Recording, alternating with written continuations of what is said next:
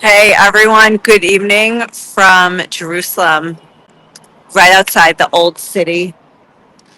And I'm going to go for a little walk, but there is just so much going on and so much to talk about today. I absolutely had to do a live today because the things that are happening, and it's been brewing for days. Actually, could have almost done a live yesterday, only it's just getting more and more intense now. And I'm not talking about anything that's happening right here in Jerusalem. And about to walk by. These are the walls here of the old city by New Gates over here. I'm going toward Jaffa Gate.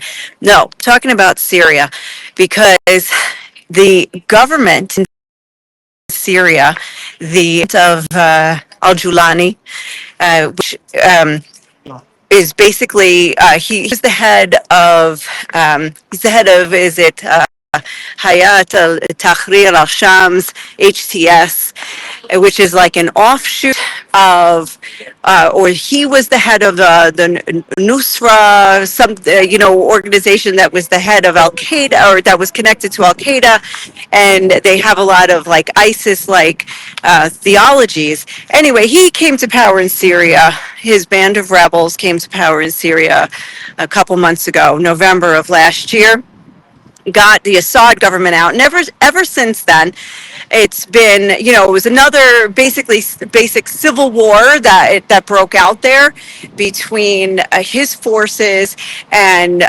Assad's people. Now, Assad was no saint. He was definitely a dictator there.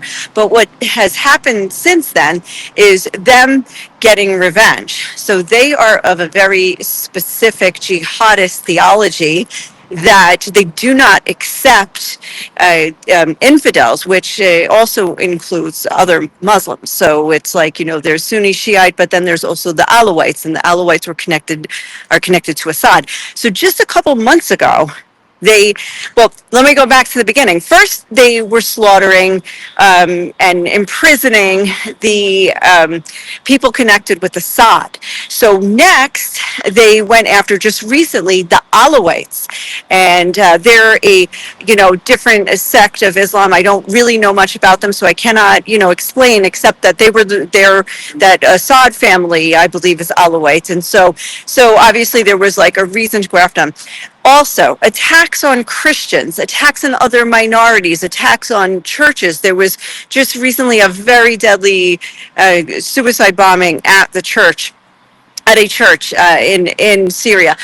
So that's been going on, and then there recently have been rumblings about the Druze. Will they also go after the Druze?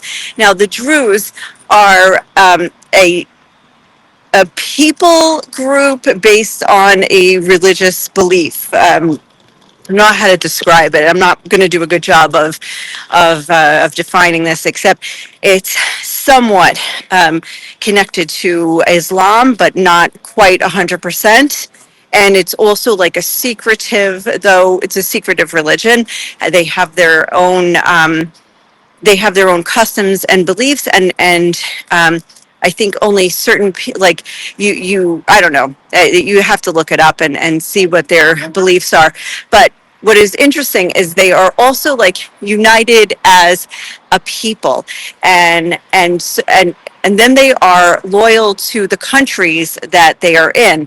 So since the the country breakdown here in the Middle East, and they're mostly they're here in the Middle East, you've got like Druze in Lebanon, Syria, Israel, Jordan, and so the ones who are in Israel are loyal to the state of Israel. They serve in the army, but the ones who are in Lebanon would be loyal to Lebanon and would make them anti-Israel.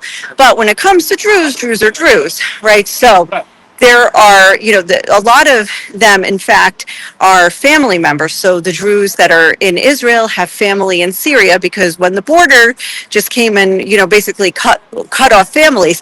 In fact, I just saw some video tonight of because of what's happening now that they met at the border. Some families who haven't seen each other for the longest time actually met at the border.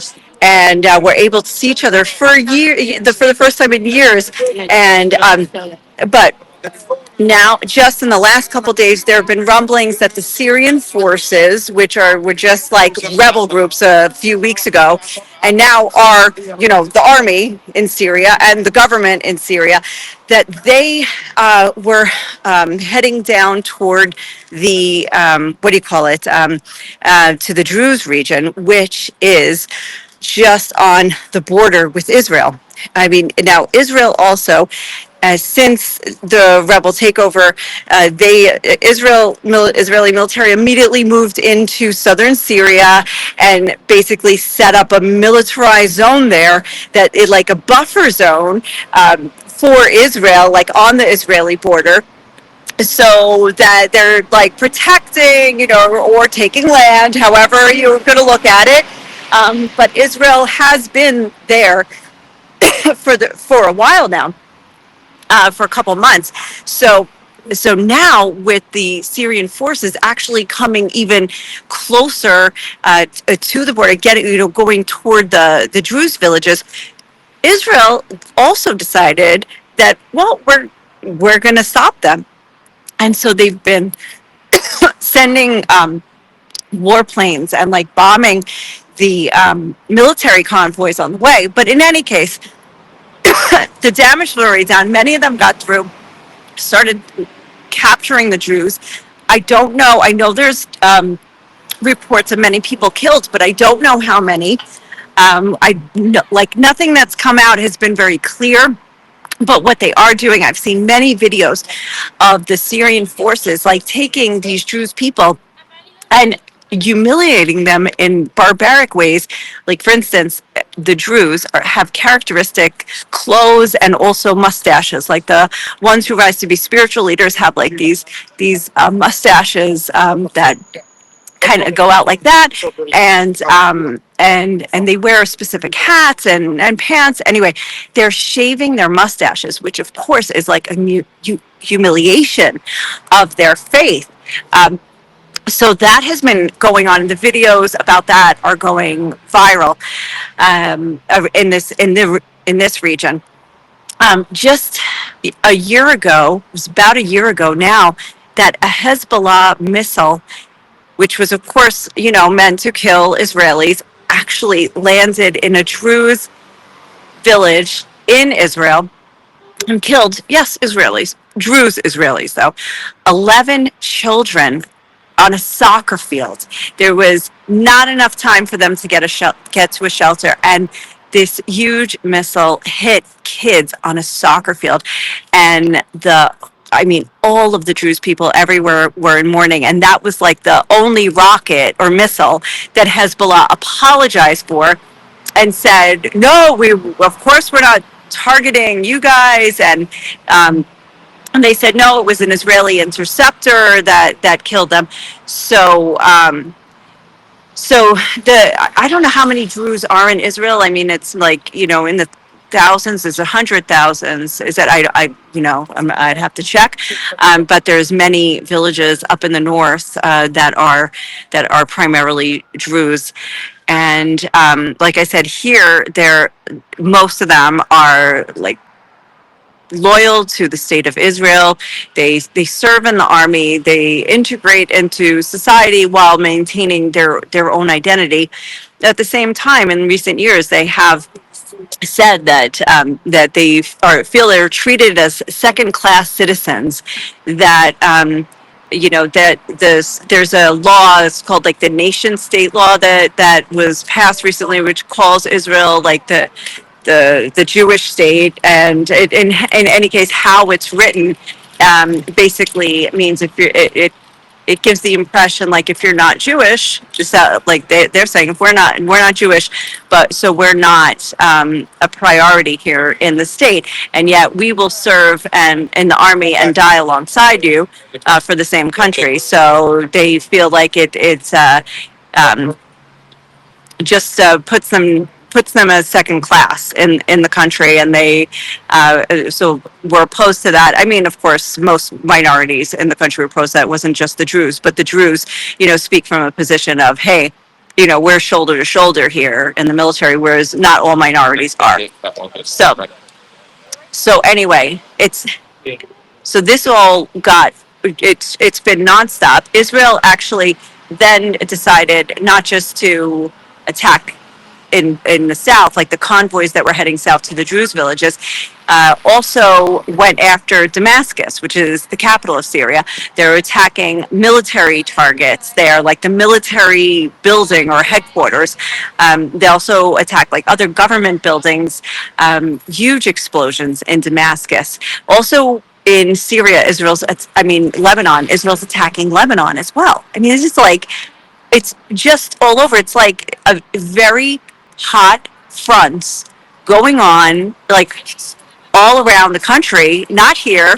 Yeah, I mean, around the borders of the country, not here, not in the country itself. Everywhere in the country, more or less, is safe, but all of the borders are erupting. I mean, Gaza is still ongoing.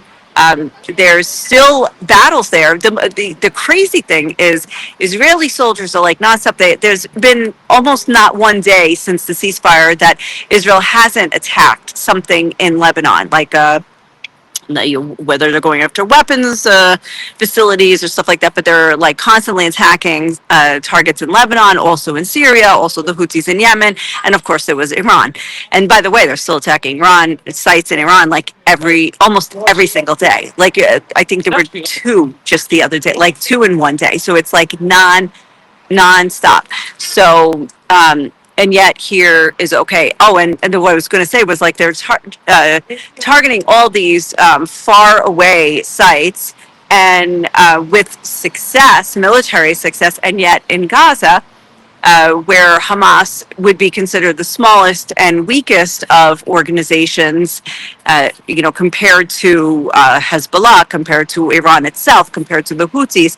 And yet, that's where soldiers are still dying this week, even.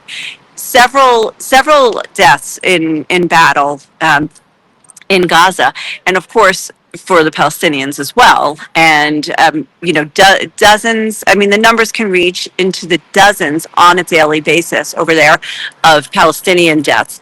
And I do not know the breakdown of civilian versus Hamas, and I don't even know how many more there could be of Hamas. Actually, it's who knows at this point, right? Who knows? I mean, Gaza is just like hard to get information out of. So anyway, all this is going on now. The situation in Syria is the hottest one right now because the Druze, not just in Syria, but here, are absolutely incensed over this. Also in Lebanon, the Druze in Lebanon, and all of them want to get into the border. They want to defend their brethren. So yesterday, several Druze reached the border and tried to get into Syria and got into Syria and then were returned. Today, I think 1,000. I read that there were 1,000 that breached the border to go join the battle against the Syrian forces and to defend the Druze. Now, from the Israeli perspective, they're saying, like the prime minister saying, the defense minister saying, no, don't worry, we got it, we'll do it, we're going to defend them. And they said it's in Israel's interest to defend the Druze because the Druze are on the border much safer than an unknown rebel group on the border. So Israel said it has its interest to its interest to defend the Druze towns there. But beyond that, you can see the pattern of what's going on in Syria. So first, they went after the political proponents of, people who were aligned politically with Assad after he was deposed over there with the coup, whatever. He left, he fled the country. So they went after his people. Then they started going after other minority groups like the Alawites, and they're going after Christians. You don't hear that as much. And now they're going after the Druze. So many of the people I heard being interviewed today, the Druze people, were saying they are ISIS. This organization, the new Syrian army, this is ISIS, and they have ISIS tactics and ISIS theologies, and they're barbaric, and they're coming after all of us.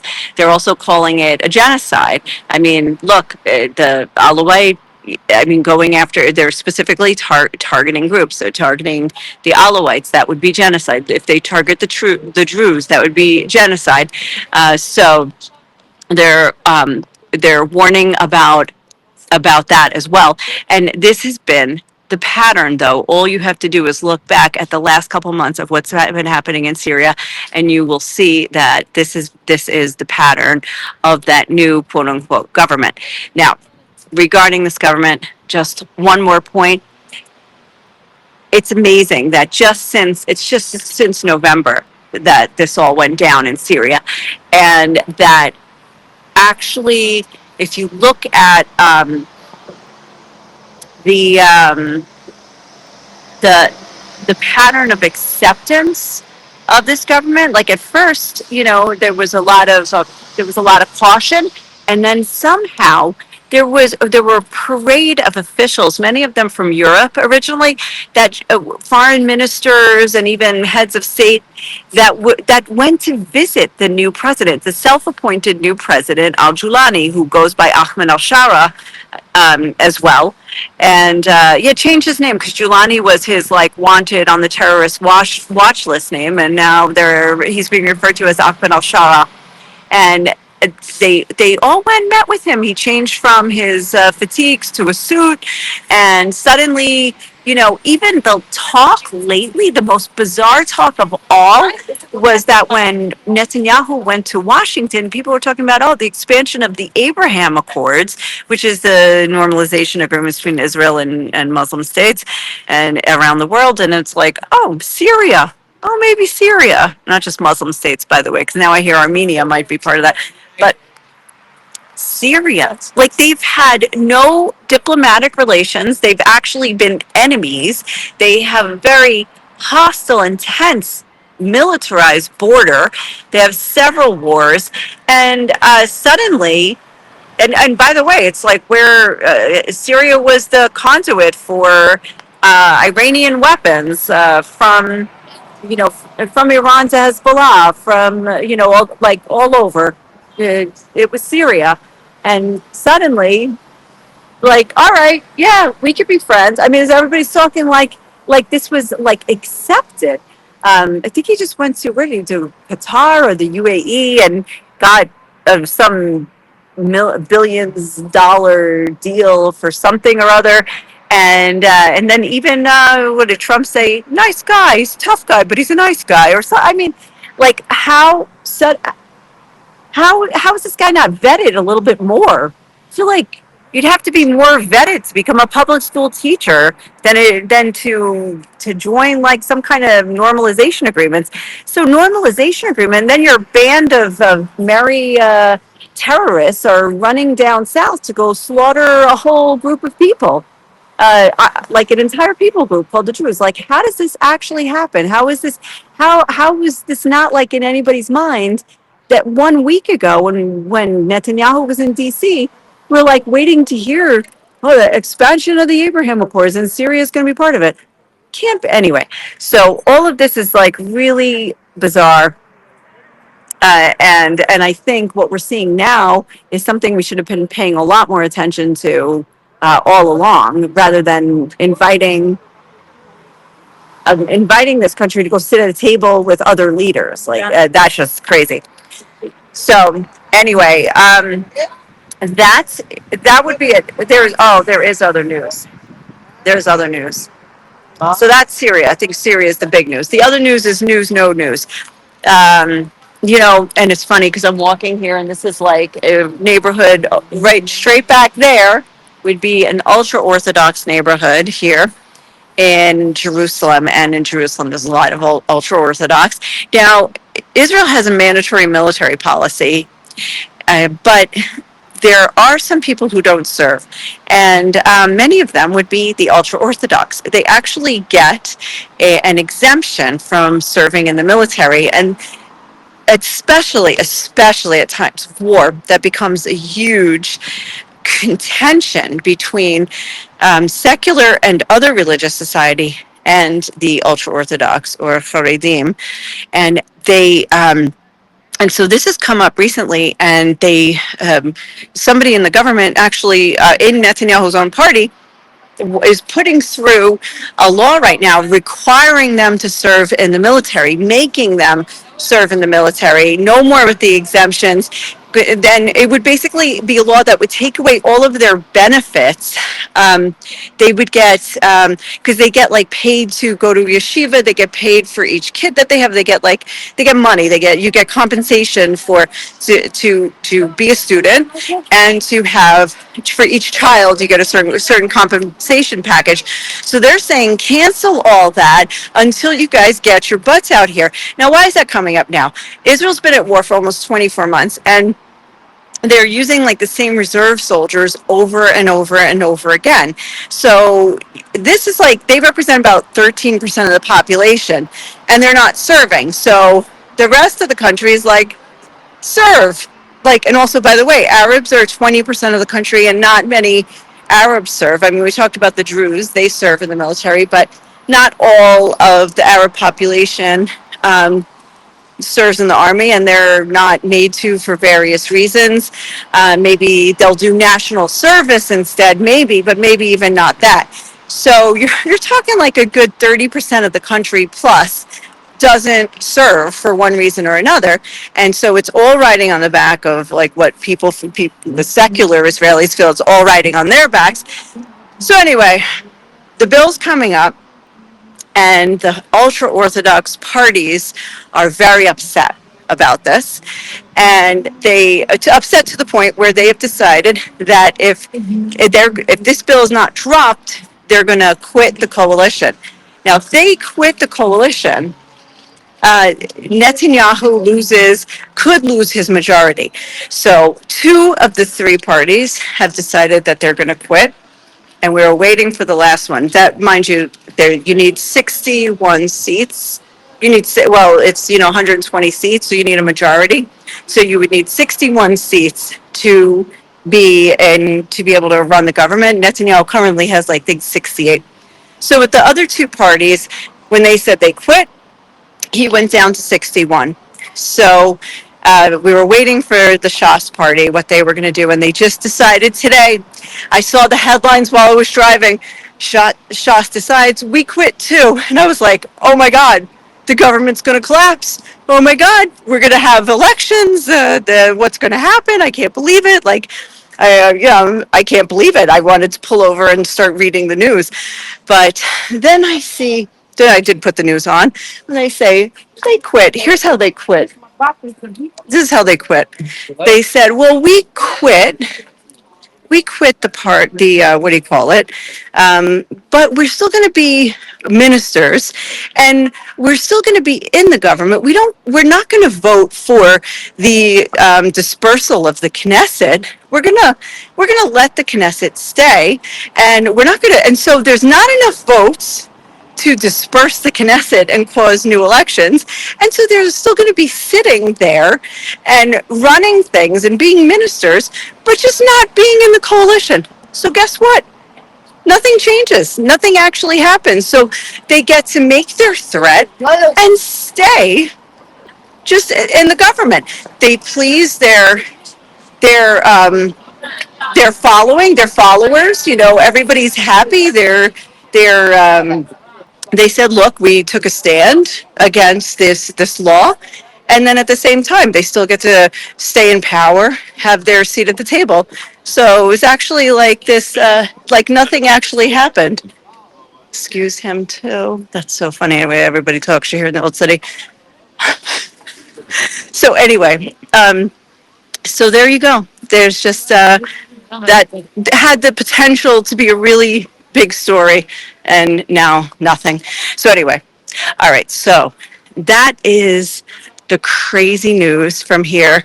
I think the serious story, the story of what's happening in Syria, I'm following very closely, and I think that that is going to be that's going to have a really big impact on the region in the coming days. So anyway, we have to, I don't know, stay tuned and check it out. Things are changing fast, and like I said, it's not just Syria as Syrian issue. Israel is involved, and it's going to cause a lot of people to not really know how to look at this situation. A lot of people in this case are going to be for Israel and what they're doing in this case, whereas some people are going to be upset that Israel's meddling again in another country. So, anyway, this is really crazy what's happening here. So, stay tuned, check in, and I'll do another one probably tomorrow because things are changing rapidly. So, anyway, thank you so much for being here, and check back tomorrow. Have a good day wherever you are. Bye.